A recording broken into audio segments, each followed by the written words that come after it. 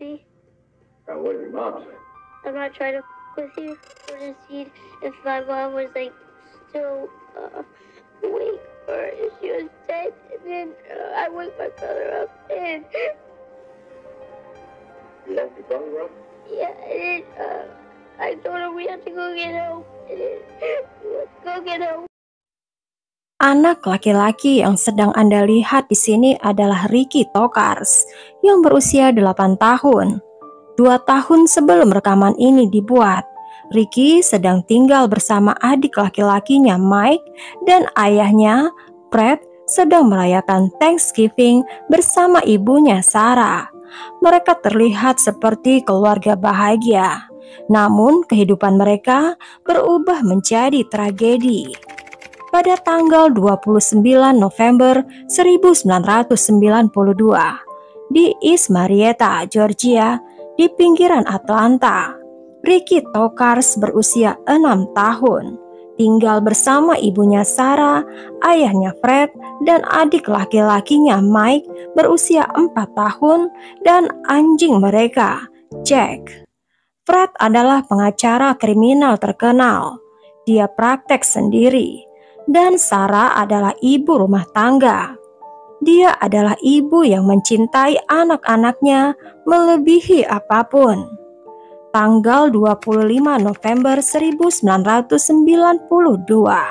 keluarga Tokars bergabung dengan keluarga Sarah, yaitu keluarga Ambraskos, untuk merayakan Thanksgiving di Florida.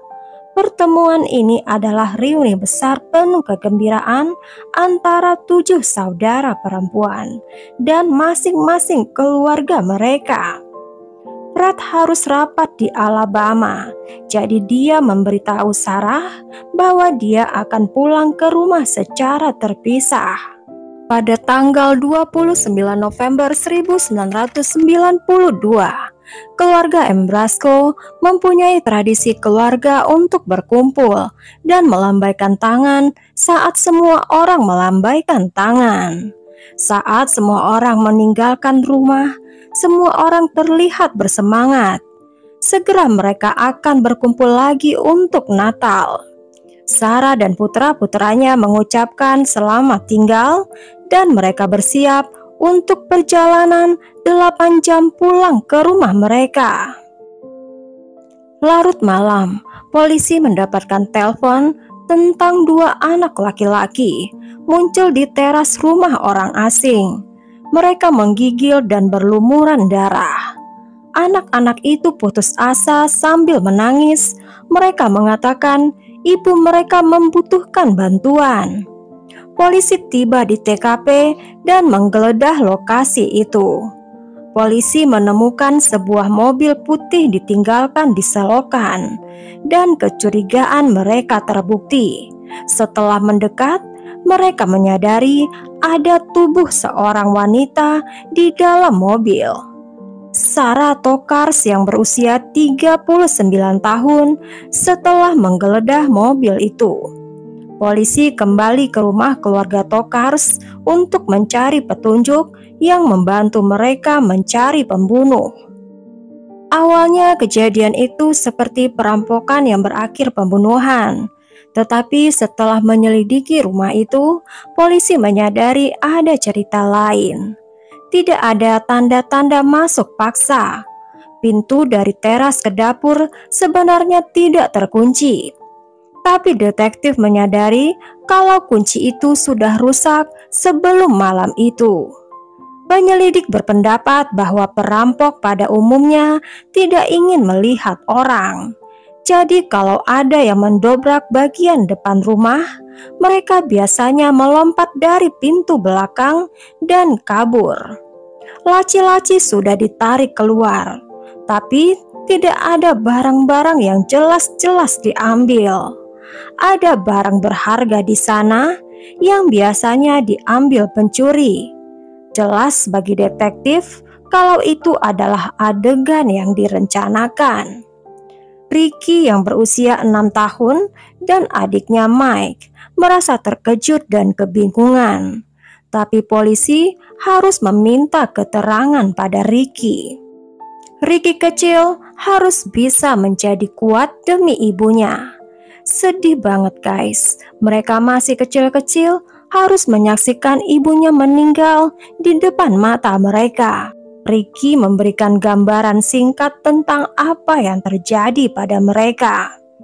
Ricky menjelaskan mereka diculik dari rumah mereka sebelum ibu mereka ditembak.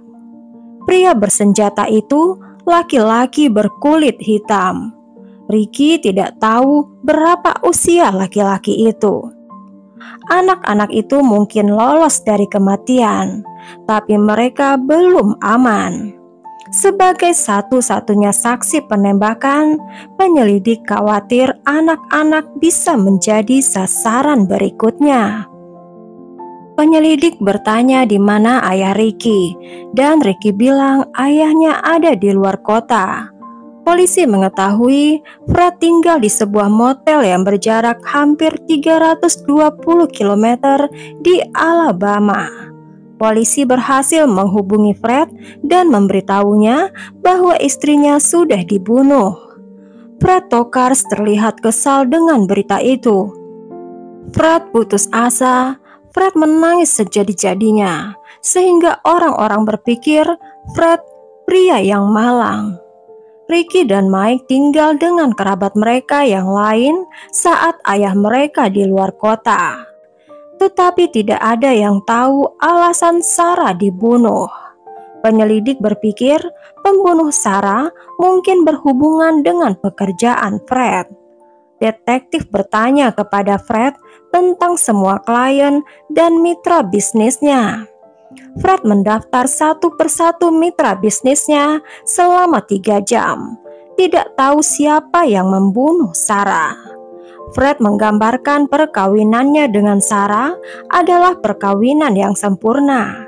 Tapi kecurigaan polisi segera beralih ke arah Fred. Karena keluarga Sarah sudah mengetahui lebih banyak tentang hubungan sebenarnya antara mereka berdua. Pada tahun 1985, 7 tahun sebelum kematian Sarah M. Brasco berusia 32 tahun ketika menikah dengan Fred Tokars, yaitu seorang jaksa wilayah yang sukses dan ambisius. Sarah bilang kepada teman dan saudaranya bahwa Fred memenjarakan orang jahat. Sepertinya Sarah bangga dengan suaminya. Dari luar sepertinya keluarga Tokars memiliki kehidupan keluarga yang indah. Tahun berikutnya mereka menyambut kelahiran anak-anak laki-laki mereka. Namun pernikahan itu mulai runtuh saat Fred merubah karirnya. Fred membuka praktek hukum pribadinya dan dia menjadi pengacara pembela kriminal. Fred jarang ada di rumah untuk bekerja. Ketidakhadiran Fred dalam kehidupan keluarga menjadi hal yang biasa buat keluarganya. Sarah mulai curiga dengan kehidupan pekerjaan suaminya. Sarah bercerita kepada adiknya. Sarah sering menjawab telepon dan si penelpon langsung menutup telepon. Sarah takut dengan keamanan keluarganya. Fred bilang kepada Sarah bahwa tidak ada bahaya yang akan menimpa keluarga mereka. Tapi pada tahun 1989, ketika Ricky baru berusia 3 tahun, Mike, adik Ricky, menemukan pistol di bawah papan lantai kursi penumpang mobil itu. Itu membuat Sarah sangat ketakutan, seperti ada sesuatu yang salah. Insting pertama Sarah adalah untuk melindungi kedua anak-anak laki-lakinya. Syukurnya pistol itu tidak meledak dan melukai anak-anak itu. Sarah menjadi sangat ketakutan. Fred dengan cepat menjadi controlling dan kasar. Hal yang diingat oleh Mike, kenangan masa kecil tentang orang tuanya adalah perkelahian mereka. Sarah berusaha membuat rumah itu damai, sehingga anak-anak tidak harus tumbuh di rumah yang penuh perkelahian dan teriakan. Karena Fred jarang di rumah, Sarah curiga Fred berselingkuh. Sarah ingin bercerai, tapi Fred mengatakan pada Sarah kalau Sarah tidak akan bisa mengambil anak-anaknya. Sarah menyewa detektif swasta untuk mencari bukti yang memberatkan Fred. Detektif membawa bukti bahwa Fred memang berselingkuh. Sarah ingin bukti yang lebih banyak, bukti-bukti yang dapat memberatkan Fred, dan Sarah rela membahayakan dirinya untuk meyakinkan anak-anaknya aman. Saat Fred keluar rumah, Sarah menggeledah kantor Fred. Fred tidak suka Sarah masuk ke kantornya, dan Sarah akan cari tahu mengapa. Sarah segera menemukan dokumen yang memberatkan. Sarah memberitahukan kepada adik perempuannya kalau dia menyimpan dokumen-dokumen itu sebagai jaminan jika mereka bercerai dan Fred mencoba untuk mengambil hak asuh anak-anaknya. Sarah akan memakai dokumen-dokumen itu untuk membuktikan Fred melakukan aktivitas ilegal. Sarah membawa dokumen-dokumen itu kepada adiknya Chrissy, dan Sarah bilang kepada Chrissy, apapun yang terjadi kepada saya, pastikan kalau Chrissy membawa dokumen-dokumen itu kepada polisi. Setelah Sarah meninggal tahun 1992, Chrissy masih mempunyai salinan dokumen itu dan membawanya kepada detektif yang menyelidiki kasus Sarah. Polisi menyadari Fred ada di bawah radar FBI untuk kasus pencucian uang, tapi dokumen itu tidak menunjukkan Fred terlibat pembunuhan Sarah. Fred mendapatkan hak asuh Ricky dan Mike. Keluarga Sarah menolak untuk menyerah. Ayah Sarah yaitu John memotivasi anak-anaknya untuk berjuang demi kebenaran, demi keselamatan anak-anak Sarah. Keluarga Sarah dan teman-temannya mengumpulkan uang sebagai hadiah untuk informasi apapun mengenai pembunuhan Sarah. Sebulan kemudian, seorang wanita memakan umpan. Dia menyerahkan kepada polisi saudara laki-lakinya yang bernama Curtis Rower. Curtis pulang ke rumah malam itu, dan ada darah di sepatunya dan pakaiannya. Dan pada dasarnya, dia mengaku sudah menembak seorang wanita. Curtis Rower adalah seorang pemakai narkoba dengan sejarah kejahatan. Polisi menangkap Curtis tanggal 23 Desember 1992, 24 hari setelah Sarah dibunuh. Polisi tidak tahu apa motif Curtis membunuh Sarah. Polisi menginterogasi Curtis untuk mencari informasi. Curtis mengaku dia sudah menembak Sarah. Dia bilang bukan dia seorang yang merencanakan serangan itu. Dia menyebutkan nama pria yang dia klaim memberinya uang $5.000 untuk pekerjaan itu, yaitu Eddie Lawrence. Eddie ditangkap polisi pada hari yang sama, tapi Eddie tidak mengatakan apapun kepada polisi. Polisi segera mengetahui Eddie dan menemui Fred Tokars untuk masalah hukum, dan kedua pria itu juga menjadi mitra bisnis. Polisi mencari hubungan mereka dengan Fred, dan polisi terkejut karena Fred tidak pernah membicarakan mengenai rekan bisnisnya ini kepada polisi selama interogasi. Polisi memanggil Fred lagi untuk diinterogasi. Detektif juga mengetahui sebelum kematian Sarah, Fred mengambil polis asuransi terpisah untuk Sarah senilai $1,75 juta. Polisi yakin kalau Fred ada hubungannya dengan kematian Sarah. Namun polisi harus dapat membuktikan Fred bersalah sebelum menangkapnya. Saudara perempuan Sarah khawatir dengan anak-anak Sarah karena anak-anak itu tidak aman bersama Fred. Kecurigaan kepada Fred meningkat. dan Fred masih memiliki hak asuh atas anak-anak itu. Polisi tidak dapat mengambil tindakan apapun kecuali Eddie Lawrence mulai bicara. Pada tanggal 24 Desember 1992, sehari setelah penangkapan Curtis dan Eddie, Fred dan anak-anaknya ada di Florida untuk merayakan Natal. Keluarga Ambrasco ingin membawa anak-anak itu untuk menghibur mereka. Tapi Fred bilang kepada mereka bahwa Fred tidak mengizinkan anak-anak itu pergi dan memilih untuk tinggal di motel. Beberapa jam berlalu, keluarga tersebut tidak menerima kabar apapun dari Fred. Karena khawatir, ayah Sarah, yaitu John, datang untuk mencek mereka. John mengetuk pintu dan tidak mendapat respon. John memanggil manajer untuk mengambil kunci. Mereka membuka pintu dan mendapatkan Fred tak sadarkan diri di tempat tidur. Botol pil ada di meja samping tempat tidur. Bersama catatan, Fred dilarikan ke rumah sakit dan dokter berhasil menyelamatkan hidupnya. Seminggu kemudian, Fred mengadakan konferensi pers yang tidak biasa. Berbulan-bulan berlalu tanpa ada perkembangan baru.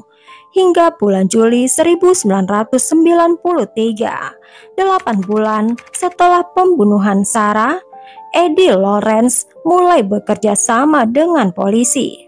Dia mengaku Fred Tokars mempekerjakannya untuk membunuh istrinya karena Sarah tahu banyak tentang aktivitas kriminal Fred. Eddie tidak bisa melakukannya sehingga Eddie memperkerjakan Curtis Rower untuk menyelesaikan pekerjaan itu. Eddie bahkan mendatangi Fred dan berkata, "Mengapa kamu tidak menceraikan saja istrimu itu?" Fred menjawab, "Itu tidak akan berhasil. Itu tidak akan membuatnya diam. Dia tahu terlalu banyak." Dan Eddie bertanya, "Bagaimana dengan kedua putra-putramu?" Fred menjawab, "Mereka masih berusia 6 dan 4 tahun. Mereka akan melupakannya." Fred adalah dalang kematian istrinya. Dengan kesaksian Eddie ini, polisi segera akan menangkap Fred. Kabar itu sampai kepada keluarga Ambrasco yang mencemaskan keadaan Ricky dan Mike. Fred dan putra-putranya ada di kondominium ibunya di West Palm Beach, Florida. Polisi harus menemukan cara untuk bisa memancingnya keluar dan menangkapnya tanpa membahayakan anak-anaknya. Pada tanggal 25 Agustus 1993, hampir 9 bulan setelah Sarah dibunuh, polisi tahu Fred frustasi dengan semua liputan media di sekitarnya dan kasusnya. Polisi memutuskan untuk menyamar sebagai jurnalis sambil berkumpul di sekitar gedung, seperti yang mereka duga. Fred yang tidak sadar keluar untuk menghadapi jurnalis. Begitu Fred berada di luar, polisi tahu Fred tidak akan menyakiti anak-anaknya, dan Fred ditangkap. Anak-anak akhirnya selamat. Ricky harus menghadapi pembunuh ibunya di pengadilan. Tahun 1995, 3 tertuduh pembunuhan Sarah Tokars, yaitu Fred Tokars, Eddie, dan Curtis. Mereka disidang secara terpisah. Curtis Rower mencoba mengatakan penembakan Sarah adalah kecelakaan. Pembunuh bayaran ini mengatakan orang yang mempekerjakannya Eddie Lawrence. Curtis mendekati mobil itu setelah mereka menepi. Kemudian Eddie mengambil pistolnya yang meledak. Kini Ricky harus bersaksi agar juri mengetahui apa yang terjadi. Pada tanggal 29 November 1992, sekitar jam 10 malam, Sarah berhenti di jalan masuk rumah mereka di Atlanta. Sarah lelah seharian bepergian. Mike tertidur di kursi belakang. Sarah membiarkannya beristirahat beberapa menit. Sementara Sarah mengajak Ricky dan anjing mereka Jack keluar dari mobil untuk membawa mereka masuk. Sarah membuka pintu. Rumah itu gelap dan sunyi. Baru beberapa langkah masuk, seorang pria bersenjata tiba-tiba melompat ke depan Sarah. Sebelum Sarah sadar apa yang terjadi, Sarah memerintahkan Ricky dan anjingnya keluar dari rumah tanpa mengalihkan pandangannya. Sarah menurut dan memohon supaya tidak menyakiti mereka. Saat mereka berjalan kembali ke jalan masuk, si penyerang menendang anjing keluarga tersebut. Sarah dan Ricky ketakutan, sementara Mike masih tidur di dalam mobil, tidak menyadari apa yang terjadi dengan keluarganya. Sarah memeluk Ricky, tetapi pria itu memerintahkannya duduk di kursi pengemudi. Ricky duduk di sebelahnya, di kursi penumpang. Pria itu membuka pintu kursi belakang dan duduk di belakangnya, tepat di sebelah Mike. Melalui spion, Sarah melihat pistol penyusup mengarah ke kepalanya. Sarah mati-matian menuruti perintah penyusup itu. Mungkin mereka tidak akan menyakiti mereka. Mereka berkendara sekitar 10 atau 15 menit dari rumah mereka, dan mereka menepi di jalan yang sepi dan gelap. Ricky mengenali jalan itu, biasa dia lewati pergi ke sekolah SD. Pembunuh itu menembak Sarah dan melompat keluar dari mobil. Mobil itu masih terus berjalan dan akhirnya berhenti di selokan. Kepala Ricky terbentur setelah mobil berhenti, dan Ricky sekarang benar-benar sendirian di samping jasad ibunya. Untuk sementara Ricky terdiam, tapi dia ingat ibunya mengajarkannya bahwa tidak aman membiarkan mobil tetap menyala. Ricky mengulurkan tangannya untuk mematikan mobil. Ricky mengguncang tubuh Sarah untuk membangunkan ibunya. Ricky tidak berpikir ibunya sudah meninggal. Ricky berpikir bila ibunya bisa berobat ke rumah sakit, maka ibunya akan kembali normal. Ricky yang berusia 6 tahun tidak menyadari betapa serius hal yang dia hadapi. Karena Sarah tidak juga bangun dan menjawab, Ricky berpikir ibunya membutuhkan bantuan. Ricky membuka seat belt dan melangkah keluar mobil. Ricky membuka pintu belakang dan menolong adiknya turun dari kursi. Ricky menggandeng tangan Mike dan membawanya menjauh dari ibu mereka. Kedua bocah itu melihat lampu menyala di kejauhan dan secara naluri berlari ke arah lampu itu. Mereka mengetuk rumah itu dan seorang laki-laki membukakan pintu. Ricky dan Mike yang berlumuran darah, dan laki-laki itu segera menelpon polisi.